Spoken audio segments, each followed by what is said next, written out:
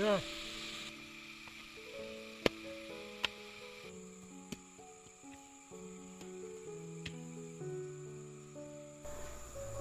Isang mapagpalang araw po sa inyong lahat at ngayon nandito kami ulit sa taas kasi meron kaming importanteng gawain dito. Unang-una yung sunflower, kailangan nilang lagyan ng tukod kasi ang iba sa kanila ay natumba dahil sa malakas na ulan.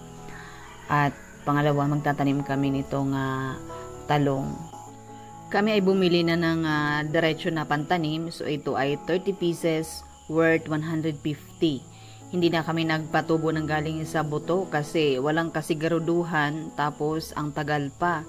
Nung nakaraan, yung aming pinatubo, kinain lamang ng uod.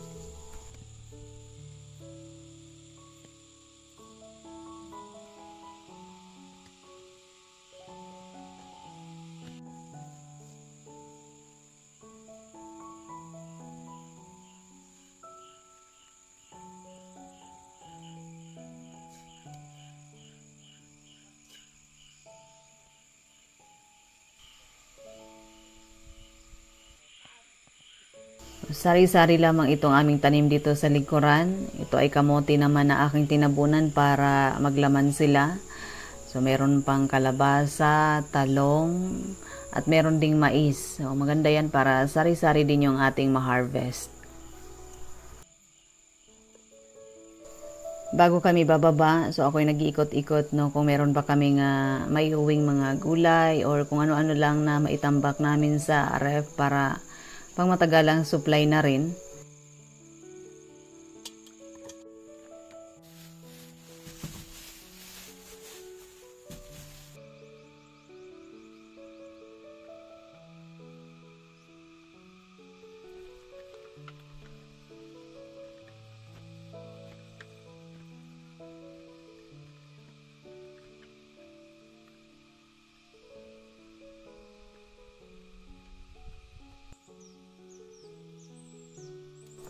Ito ay pangalawang araw namin na umakyat dito sa bukid. Ang gagawin ni Mr. ay maglalagay ng tukod sa mga sunflower.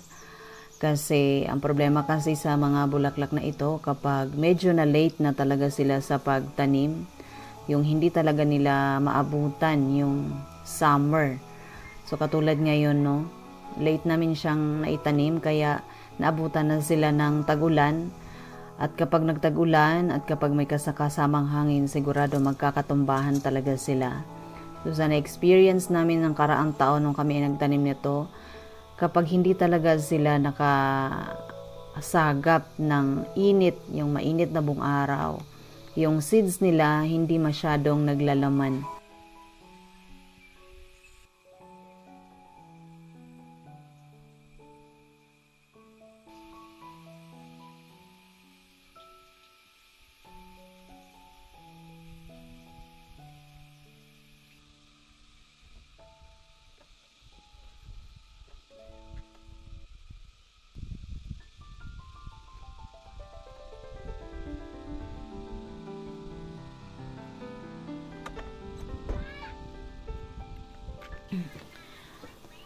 At habang si Mr. ay busy doon sa likuran, ako naman ay mamimitas ng sitaw para sa aming tanghalian. Hindi ganong katataba ang bunga, pero okay lang. At ang problema nga lang ay ang iba sa kanila ay sira. At kahit anong spray namin, so hindi masyadong tumatalab dahil sa pagdating sa hapon, umuulan. Kaya ang mga insekto, mga peste ay umaatake pa rin. Lalo na ngayon na halos patapos na lahat ang pag-harvest ng palay. So, ang aming mga tanim na gulay ang kanilang inaatake ngayon.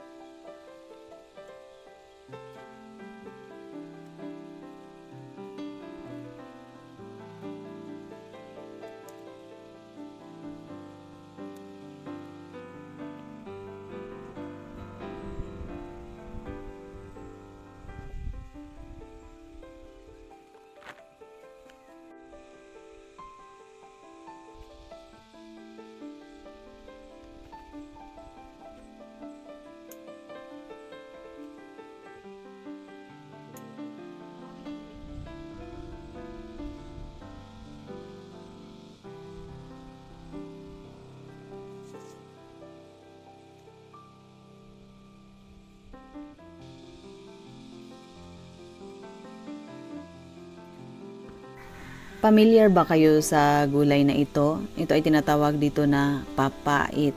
Dahil ito ay mapait, no? Katulad ng ampalaya. So ito siya ay maraming buto sa loob. So mas maganda ito gulayin kapag hilaw pa. Green pa yung kulay niya dahil ito ay malambot. Kapag ito ay nahinog ay parang katulad din ng kulay niya sa kamatis. At kapag nahinog na, hindi na siya pwedeng gulayin kasi matigas na yung kanyang balat. So, yun ay magiging pangtanim na lamang. At meron din kami ditong ibang variety ng kamatis. So, ito siya ay malaman. Matagal kong mahinog pero sulit naman. So, ito yung kamatis na magandang gawing ketchup kasi malaman. Masarap sa pakiramdam itong mamimitas tayo ng ating mga tanim.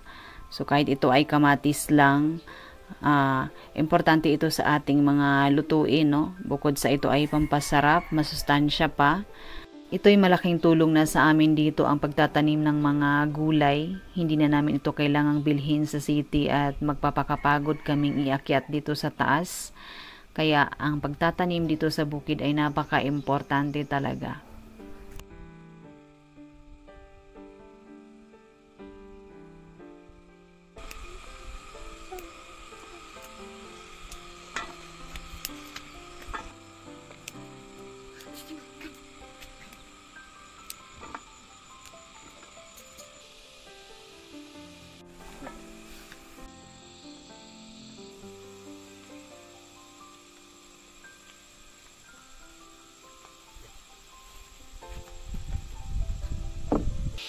Potato. This is tomato. Potato.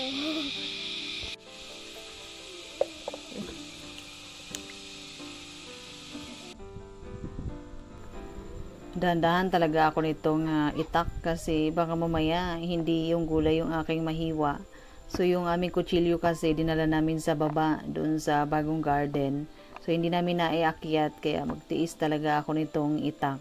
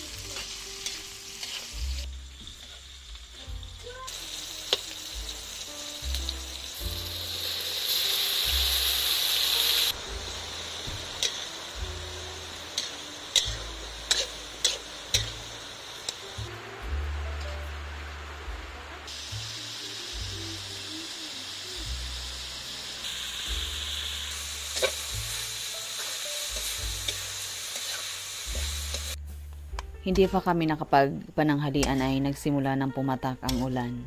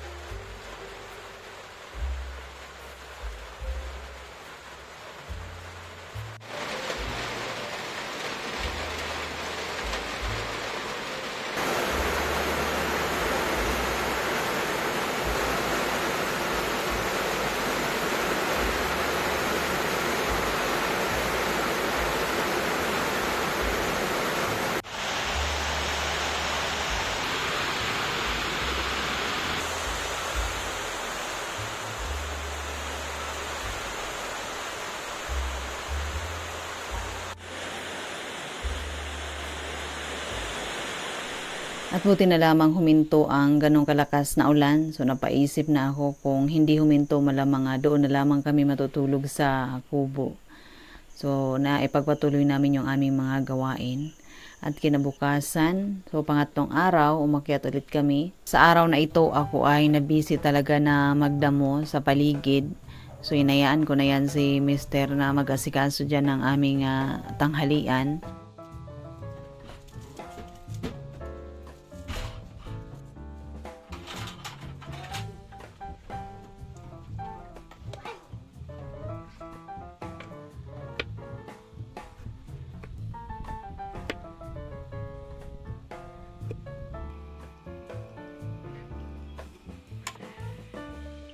So bago kami magtanghalian, so nag-explore ako nitong pipino. So nanood muna ako ng YouTube kung ano pa ba yung ibang paraan. So marami akong napanood pero ito lamang yung naisip ko na gawin. So nilagyan ko ng asin itong pipino para mawala daw yung juice niya.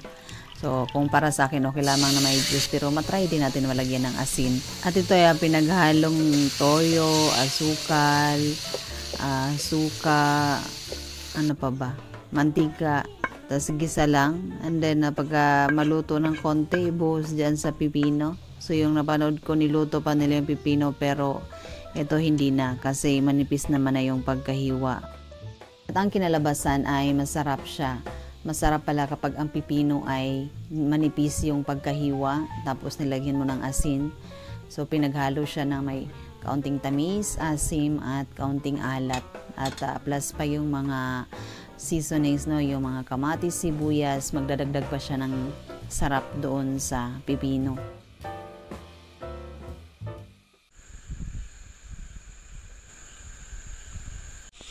At bago kami umuwi, so nagtanim muna si Mr. Diyan ng Chinese malunggay, no. So harang na siya, gulay pa.